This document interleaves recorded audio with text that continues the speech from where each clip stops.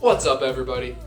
Wanderlust Wellman, back for another video. Today the topic actually has to do with veganism. Keep in mind that this is a little bit of a different take. For those of you that have watched my videos, you probably already knew that I'm vegan, but what you might not know is that I'm also a huge weeb.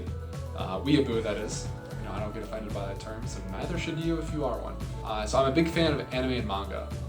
I remember growing up in elementary school, I would read Shonen Jump magazines, which is like your weekly release of the newest chapters from different manga series that were geared or advertised towards teenage boys. You know, and maybe I was a little too young to be reading some of them. Let's be honest. If I was like 8 or so, who knows?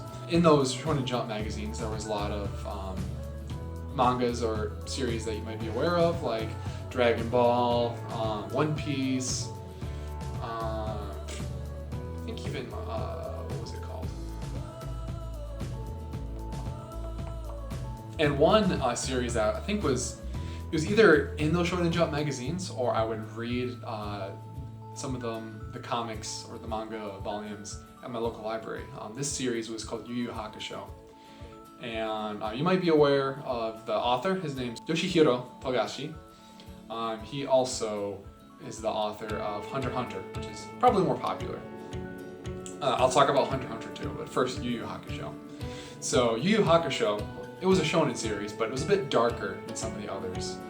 There's a heavy involvement of demons in the whole series, but it kind of portrayed them, you know, so some were bad, but some were good, you know, just in, humanity. Some are bad or some are good. So in Yu Hakusho, there was one arc or chapter, if you will, involving this syndicate called the Black Book Club. The Black Book Club is a group of aristocrats that essentially are involved in underground slave trade of demons that they are able to access via the demon world. They're totally greedy people. They exploit these demons and trade them or even torture them to gain either money or pleasure, or maybe a mixture of the two.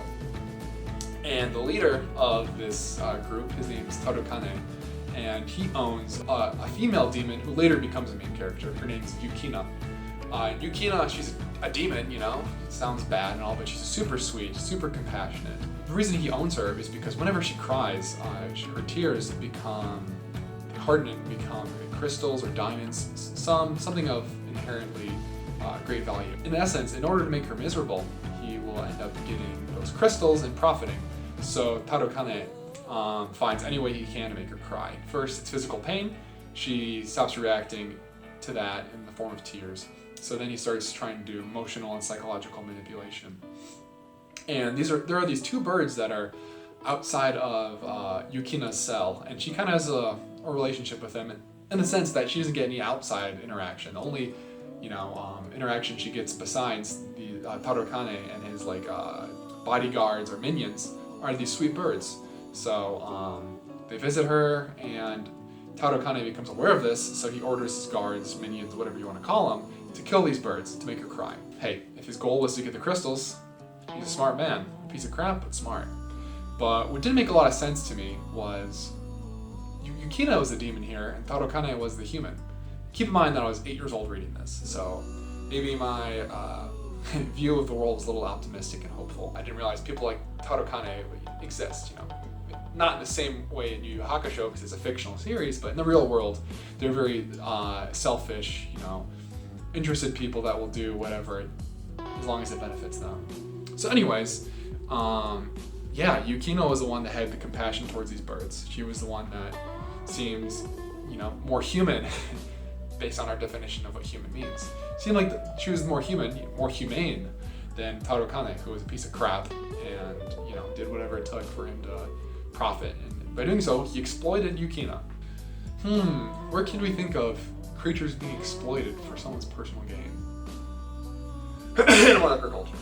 Sorry. I'm just kidding. Not really.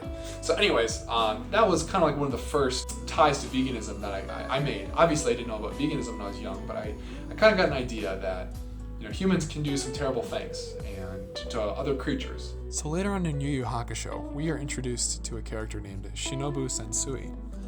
And Sensui becomes an antagonist, but we get to see some of his formative years, so to speak, before he became quote-unquote the bad guy, because one beautiful thing Togashi does with his writing is he doesn't make these moral absolutes. He leaves a lot in the gray areas, which I will reflect on more.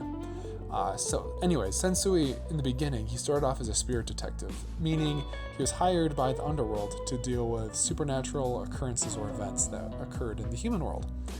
And a lot of the times, these supernatural events had to do with demons, which Sensui could see from a young age. And due to seeing them, or seeing the terrible things they've done, he had a strong repulsion towards demons. He thought they were evil incarnate, and that being the case, he had a very black and white view of the world. There was nothing gray. Demons were bad, they deserved to be killed, and he was the bringer of justice. Until one day, he gets hired to go and investigate the Black Book Club, which I previously mentioned.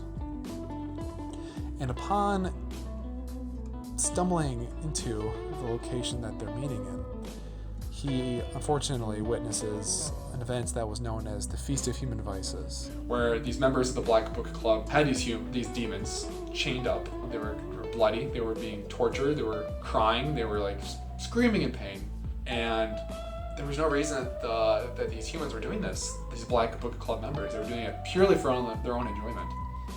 And this essentially drove Sensui mad. He killed every human in that room. Because, it totally flip-flopped what previously was his strong belief that humans were good and demons were bad. So yeah, again, this kind of showed me that there's this dark side to humanity. Now, I just want to note that I don't think humans are terrible or they should all die. Because if you know where I'm going with this, if you've seen Yu Hakusho, that's a belief held by Sensui and his minions that all humans should die because of the potential to do terrible things that exist within humanity. As such, like the Holocaust and things like this have been justified before. So anyway, Sensui is driven mad by this, and he has a strong new feeling that all humans should die. And he starts recruiting people to join his cause by showing them this tape called the Black Chapter, or Chapter Black. And this is a tape that shows thousands of hours of the worst atrocities committed by humankind. Yeah, and then people start getting this new perspective of humanity. They start watching it, and they end up joining Sensui in his cause. So to me, that's how Yu Hakusho ultimately relates to veganism. Kind of understanding how humans are capable of doing these terrible things to other creatures, that don't deserve it, and seeing how horrific it is for those creatures to be put in those situations. Another really popular series by Yoshihiro Togashi is Hunter x Hunter, or Hunter x Hunter, depending on whichever you're familiar with. But it's written out as Hunter x Hunter. And Hunter x Hunter is a little bit different than Yu Yu Hakusho. The whole series doesn't have this dark undertone. Certain arcs do. And the particular arc I'm interested in talking about is the Chimera Ant arc, which is my personal favorite, actually. And in this arc, it focuses on this species in the world called Chimera Ants. And they seem to be getting out of control. They kill humans to survive. Well, they kill any animals, but they are kind of become in the series the apex predator. So nothing's stronger than them. They're stronger and more intelligent than humans. Now these Chimera Ants, they definitely are intelligent. They're smart. They're strong. And I get they need to kill to live, but they still kill humans, And can you really blame them if they need to eat to survive? Now, I don't believe Chimera Ants could have gone vegan. Based on their portrayal in the manga, they seem to be obligate carnivores, meaning they need to consume flesh to survive. But they don't need to eat human flesh to survive. They do end up consuming human flesh because the queen comes to realize upon two villager children being slayed and fed to her, Chimera Ant queen that is, that humans are the tastiest species that she's ever consumed. So she orders her underlings to only bring her the flesh of humans to eat. And through further realization, upon one of the characters being, not a main character, a side character, so no spoilers, he's killed by a Chimera Ant, and he's a strong human. He possesses a certain ability, let's not go into it. And these type of humans that possess these abilities, the stronger ones, are even tastier than normal humans. So then select Chimera Ants start hunting these humans, because they want to satisfy their desire for taste. Now, does this justify killing humans? Does this justify killing innocent children that are scared and terrified? I wouldn't say so. Upon reading it when I was younger, I thought this was horrific. This was absolutely terrifying to picture being in a situation where if you're strong or even a human, you're going to be hunted down just because something enjoys the way you taste. Is that different than what we do with animals? I think that's why everybody eats meat, because they like the way it tastes. That's why I used to eat meat, at least. But I don't think that justifies, committing terrible, horrific acts against creatures that can feel fear, pain, and pleasure. Anyways, those are two series, both written by the brilliant Yoshihiro Tagashi. Probably not vegan, but with those undertones in his work, you should become vegan, Yoshihiro. So another series that I wanted to talk about that has to do with veganism, in my eyes, is a super popular one. Probably the most popular series in the last decade, Attack on Titan. Shingeki no Kyojin. In this series, just a quick background, their population is vastly reduced by these strange beings called Titans, and they're much taller and stronger than humans. They can range anywhere from meters tall to tens of meters tall. These humans are forced to live inside these walls, which magically showed up out of nowhere. These walls protect them from the outside world. Essentially, if they didn't have walls, they're massive. Not like a little barricade, like huge tall walls. Then they would be subjected to being hunted upon by these Titans. And in the series, this isn't my take, this is what the author wrote, is he compares humans to being cattle, to being trapped inside these walls and essentially living in fear constantly, which is how I would categorize cattle being in slaughterhouses in this day and age. And then as the series starts to reveal more about the Titans, we realize that the Titans, they don't even need to kill humans. They don't digest them. I don't even think they just crap them out or vomit them out later. I think it's vomit them out. So they don't even need to do it to survive. They just feel compelled to do it, and they do it for no justifiable reason. And in the series, this is portrayed to be a horrific detail to learn, that it makes these things seem demonic and monstrous in doing so. Now, I get that humans, we can get nutrients from animals, but we don't need to. We can eat plants. We just do it because we enjoy it, because we feel compelled to do so because of culture or whatever. Now, another series which kind of draws upon this reality where humans aren't the apex predator anymore is Parasite. Quick backstory about Parasite is it has to do with these parasitic life forms which inhabit humans. The humans become excessively strong and agile, but they still are indistinguishable as humans in society, but they're controlled by these parasites. And these parasites feed upon other humans and kill to survive. So they really don't have a choice. As the series progresses, more and more humans become inhabited by these parasites, and then more and more humans are consequently killed so that these parasitic life forms can survive. Society starts to realize what's happening. They understand that these parasitic life forms are doing so everyone's on the watch. And there's an article called Mincemeat Murders. And I remember in Parasite, one of the parasitic life forms, it has a human as a host. So the human's reading it, but the parasite is the one that's comprehending this news article. The parasite says something along the lines of, foolish humans, why act so surprised when you turn cows and pigs into mincemeat without batting an eye? And I don't really think I need to expound on that at all, how that can be put into perspective with veganism. Another series, which I'm sure you've heard of, is Tokyo Ghoul, which has a very similar premise as Parasite, where instead of being parasitic life forms, there's ghouls, and they take the shape of humans, and they prey upon humans in society. And the main character, Ken Kaneki, he was a human, and through a very unfortunate chain of events, he becomes a ghoul. And he has this huge internal struggle throughout the whole series of being a ghoul, but needing to eat humans to survive. He's completely repulsed by having to do so. He knows it's inhumane, he knows it's inherently wrong, not even just because he was a human.